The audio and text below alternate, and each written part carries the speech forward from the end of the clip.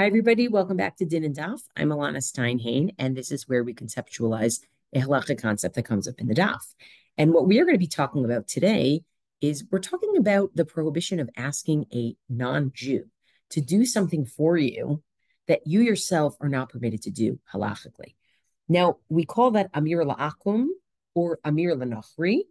And generally speaking, when we talk about it with regards to Shabbos, not being allowed to ask a non-Jew to perform a malacha for you on Shabbos, that you yourself, because it's a malacha, are not allowed to do. We generally say Amira Le-Nokhri Shvut or Amira Le-Akum Shvut. There is a rabbinic prohibition to ask a non-Jew, tell a non-Jew to do a malacha on your behalf.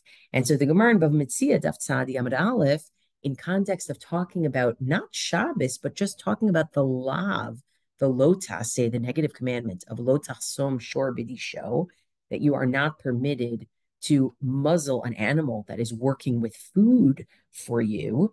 The Gemara says, Ma'ushe Yomar Adam Le-Nokhri Chasom Barati V'Doshba. Can you ask a non-Jew to muzzle your animal and do the work with the animal, right? Make the animal thresh. And that way you get around Lo Tachsom Shor B'Disho. And the Gemara says, what we're really asking is, Mi Amrinan, do we say that Ki Amrinan Amira Le-Nokhri Shvut, when we say that there is a rabbinic prohibition to ask a non-Jew to do something for you that you're not allowed to do yourself, maybe Hanimili Le'inyan Shabbat, maybe that only applies to Shabbos, to Isser Skila, because that is a really hefty violating Shabbos. At least if we're talking about a biblical violation of Shabbos, it's very hefty. Stoning is the penalty for it, which is pretty serious, at least if we're talking about, you have two witnesses and warning, etc. Aval chasima, but when it comes to muzzling an animal, the Isser Lav, which is just a lota, say, just in quotes, low, maybe we don't have the issue of Amir Le-Nokhri being a problem. Odil Maloshna, or maybe there's no difference. So there's no difference between whether we're talking about Shabbos or we're talking about a lotase. Now, I'm not really going to get into tonight, the question of sort of how we ultimately answer this question of, does this only apply to Shabbos or does this apply to other things as well? What I actually really want to do is I want to dig into the logic behind Amira Le-Nokhri Shvut in the first place. I want to dig into the logic of, why do we say, even on Shabbos, why do we say that a Jew is not allowed to ask a non-Jew to do malacha for them, that because they themselves are not allowed to do it, right? And I'm adding the because, but we'll see what the because is. And I want to offer 4 different reasonings behind it. And I think for each of those 4 reasonings, I think it's useful to ask ourselves, okay, if this would be the reason, if this would be the logic behind Amira Le-Akum being a problem, then should it apply beyond Shabbos or shouldn't it apply beyond Shabbos, right? I'm not saying that it is always necessarily going to line up, but because I like to take a conceptual approach, I actually want to think about the reasoning behind it, the logic behind it, in order to try to answer the question of whether it should apply elsewhere, okay? So I'm going to give you 4 different approaches. The first approach actually baffles people because it is found in a Mechilta. In the Mechilta de Rabbi Yishmael, I'm going to open up the sources. In the Mechilta de Rabbi Yishmael, on the following pasuk, and it baffles people because, as you heard me say, Amir Le-Akum Shvut or Amir Le-Nokhri Shvut, there is an Isser Derabanan to ask a non-Jew to do something for you. And it's strange that the Mechilta actually is going to base it on a pasuk, which makes it sound like it's an Isser Deoraita, right? Which is very much the minority opinion among Rishonim and Poskim, etc. But it's Shmot Yud Bet pasuk Tet Zayin, talking about Pesach. Uvayom Rishon Mikra Kodesh, Uvayom Shvi'i Mikra Kodesh Yelachem. So on the first day, you're going to have a Yantif. And on the 7th day, you're going to have a Yantif. Kol melacha lo ye'aseh vahem. no work shall be done on them, meaning on that day 1 and on that day 7. Notice the passive voice. It doesn't say you shall do no work. It says no work shall be done. And then, of course, we have the famous big exception, which is the Yom Tov exception, except when it comes to making food for the day, right? But otherwise, all melacha shall not be done. And the Mechilta looks at that and says, noticing the passive voice.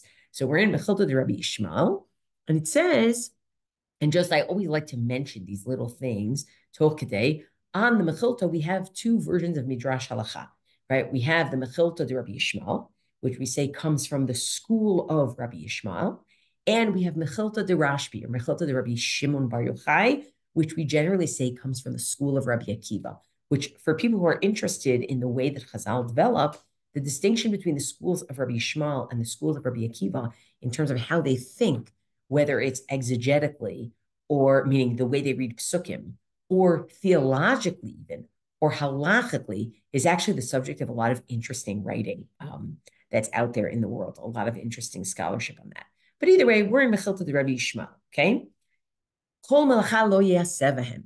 Here's the clause. No work shall be done, passive voice, on them, on these yamim tovim. Lo ta'aseh ata, you shall not do. V'lo yaseh chavercha, and your friend, meaning your fellow Jew, shall not do.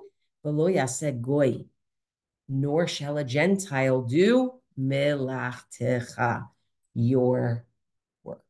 Okay, so this passive voice, all inclusive. Interesting that it's coming up on Yom Tov rather than coming up on Shabbos. But here's the limud. And then it gets a little complicated, but we're going to read it anyway because I think it's worth it.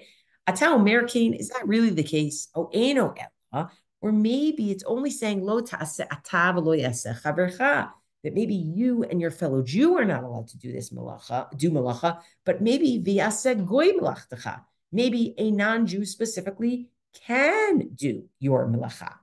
Talmud Lomar, therefore, and this is where I think it's sticky because it's not so easy to understand how they're about to prove it. Say, therefore, we have a pasuk in Shemot Lamed Hey, pasuk Bet. Sheish yamim te'aseh melacha. For 6 days, melacha shall be done. Interesting that it has the passive voice also. Uvayom hashvi'i yelachem kodesh. And on the 7th day shall be a separate day for you, meaning it shall be a consecrated day. Shabbat Shabbaton laHashem. It'll be a rest of rests, in honor of God. Kol haoseh vo melacha yumat. Anybody who does melacha there will die on that day. Now, maybe that pasuk right there, both in the fact that it says on the 7th day, yelachem kodesh, it will be for you, plural, it will be holy. Maybe that indicates you and your friend, right? And also, kol haoseh bo melacha yumat, anyone, presumably a Jew, anyone who does melacha will die. The Mechilta continues to say, or indicates that maybe there you already know from there, and this is how I'm reading it, different people read it different ways, but maybe you already know from there that you and your friend are not allowed to do it, meaning you and a fellow Jew.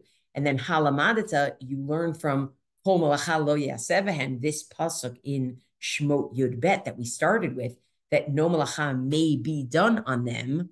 That maybe adds halot ta'aseh ata. Certainly, we already know you can't do it. V'lo yaseh chavercha, nor can your fellow Jew do it. But maybe it also adds v'lo yaseh goy melachtecha.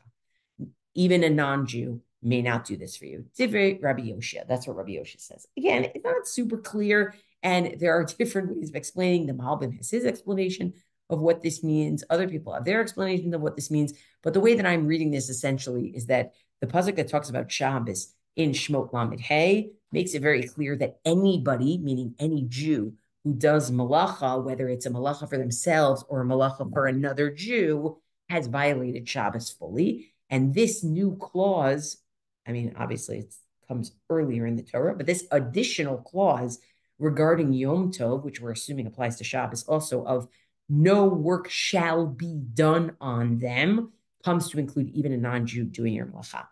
Now, people are very confused by this because they say, what are we even saying here? Why are you finding a pasuk for this? You don't need a pasuk for this. We said it's shvut. If you look in the Gemara, you find out that it's shvut.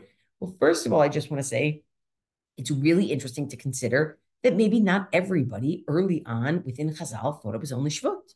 Maybe early on within Chazal, some people thought that it was actually a problem in HaTorah.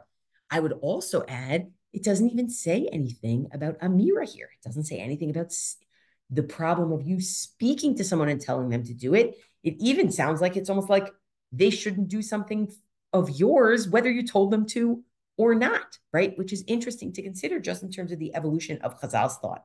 But either way, when I think about the logic that this seems to be indicating, that the place where we get, whether it is literally the origin of the Isser, of the prohibition of asking a non-Jew to do something for you on Shabbos that you're not allowed to do, or it's just an asmachta, it's just a way of sort of connecting to a pasuk. That's not really the origin of it, but we connect to the pasuk in order to express some logic or some kind of spirit of the Torah that it is connected to.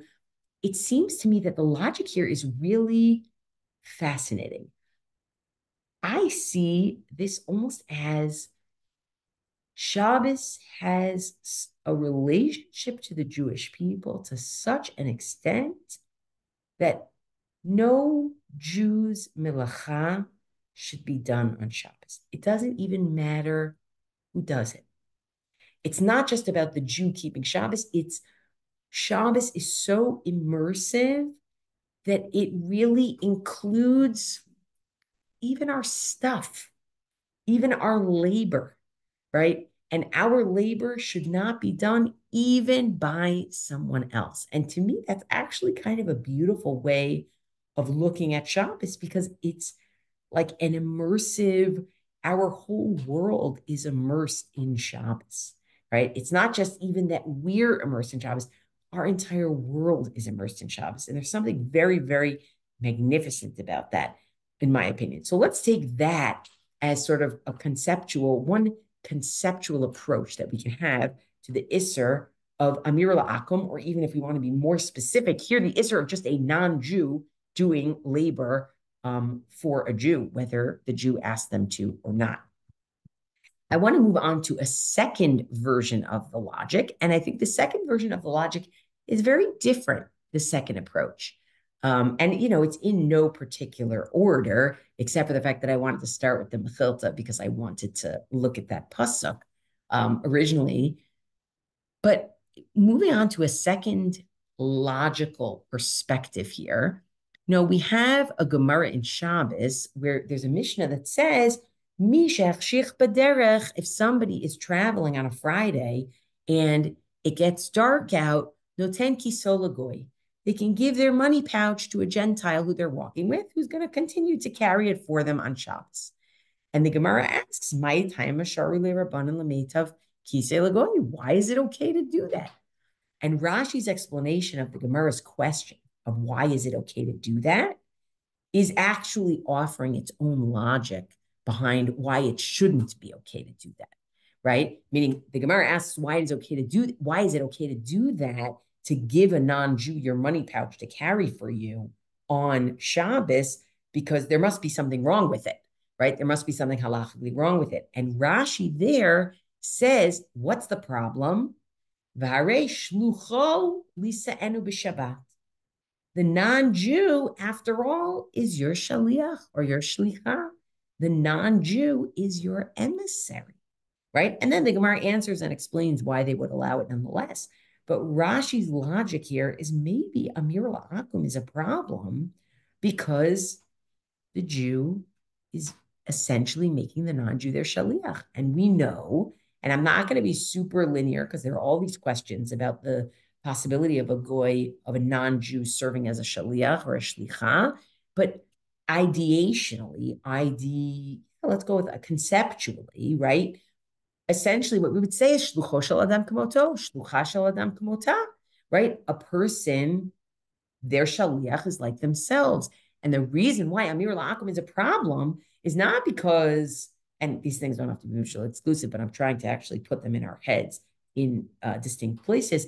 It's not because Shabbos is so holistic that it has to include even our stuff and even our labor. It's actually because if you ask a non-Jew to do it, it's as though the non-Jew is your shaliach. It's as though you did it. That's the problem. It's as though you did it, right? Very, very different logical frameworks for this. So that's a second. And after we do all four, we'll think about what should apply to other mitzvot or other tchumim, other arenas of Jewish law. Okay. Then we have the logic of the Rambam. Logic of the Rambam, it's not everything is so immersive. It's not, it's as though you did it. The logic of the Rambam is, do you really think that people are just going to go around asking non-Jews to do things for them on Shabbos, and they're still going to think about Shabbos in the same weighty, sanctified way? No way. Come on. Our behavior leads to different ways of thinking and feeling and experiencing things. So the Rambam, Mishnah Torah, Hilchot Shabbos, Perek Vav Halakha Aleph, he says, Asur lomar le-Nokhri lasot lanu melacha b'Shabbat. It is prohibited to tell a non-Jew, to ask a non-Jew to do labor for us on Shabbos, meaning something that is prohibited on Shabbos, not just labor, right? I'm calling it labor as like a category of what's usher on Shabbos. Even though a non-Jew doesn't have the mitzvah of Shabbos, they're not commanded to keep Shabbos. Even if you told them Shabbos that you wanted them to do it. And even if you only need that, the result of that performed action after Shabbos, right? Meaning, even if you could figure out a way to divorce it from Shabbos in some way, you tell them beforehand, you don't need it until afterwards. Nonetheless, asur.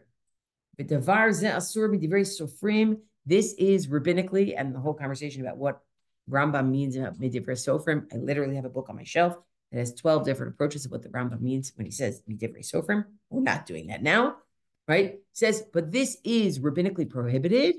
Kidei shelo tiyeh Shabbat kala beinehen, so that Shabbos won't become light, as in not weighty, in their eyes.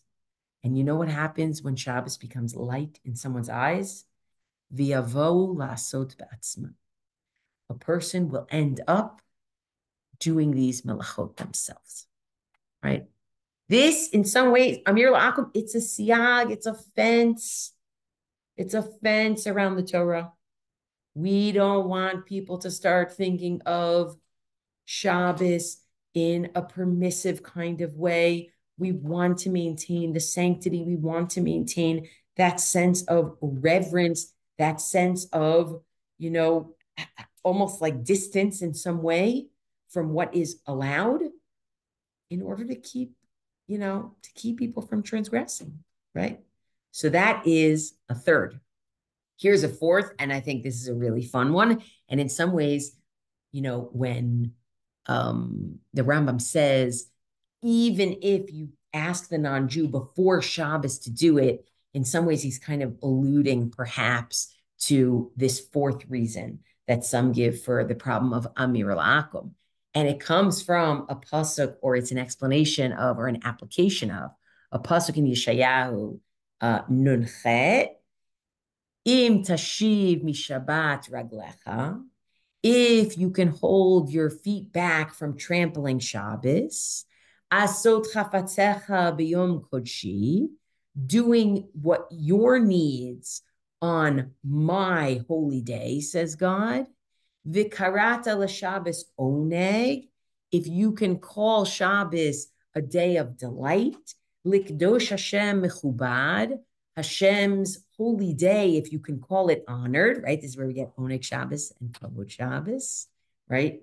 Oneg Shabbos being the things that you do to enjoy Shabbos, the eating, the drinking, etc. And Kavod Shabbos being the things that you do in order to welcome Shabbos in a reverential way, lighting candles, putting on special clothes, right? It's right from this pasuk.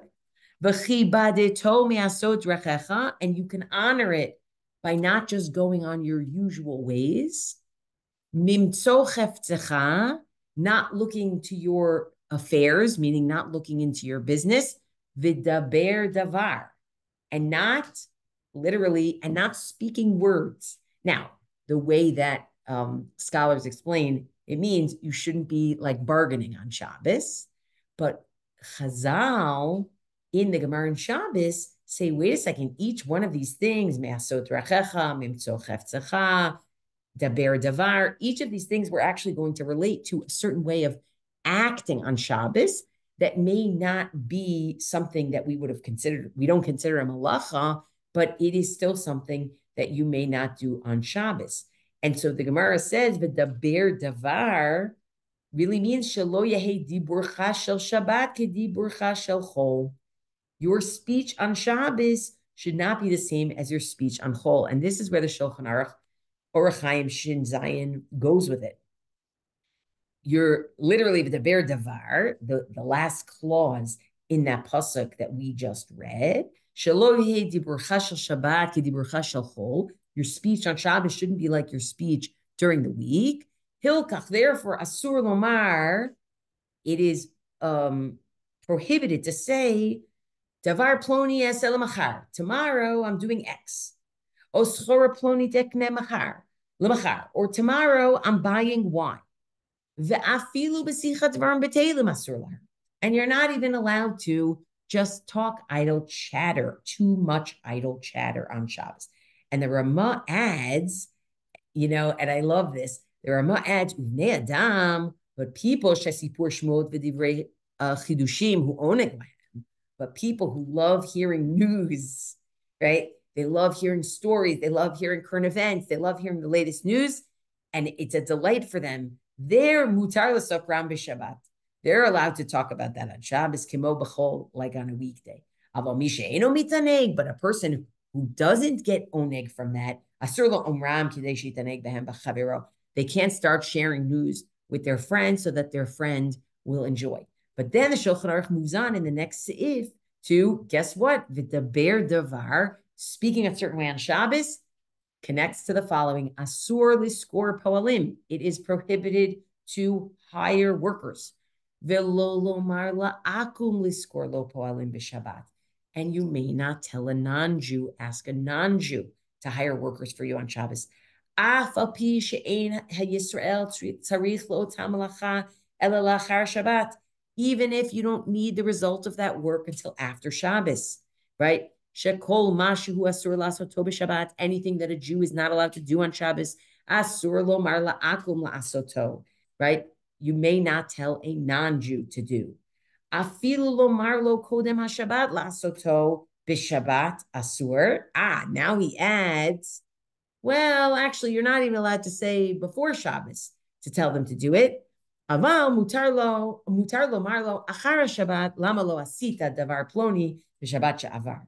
But you are allowed after Shabbos to say, hey, how come this past Shabbos you didn't do X thing?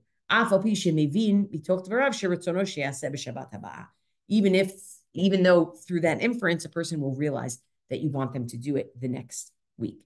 But the point is, for the Shulchan Aruch, the speech act itself is actually the focus of this issue.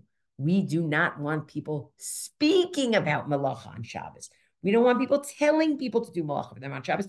That is part of vidaber davar. Okay, so let's recap. What do we have?